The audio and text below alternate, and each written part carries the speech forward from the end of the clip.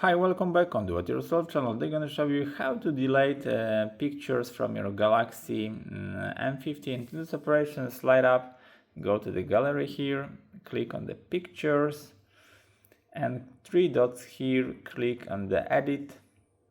And as you see, we can delete the simply pictures from the gallery, or you can delete all the days by clicking here. Yep, something like that. So when you choose some image to delete,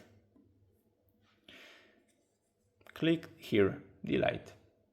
Move to the recycle bin. And there is pictures will be stored there in the 30 days in the recycle bin. There is here.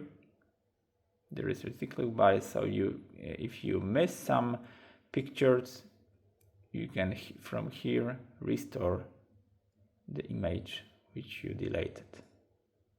Of course, if not, you can delete it permanently from the recycle bin here.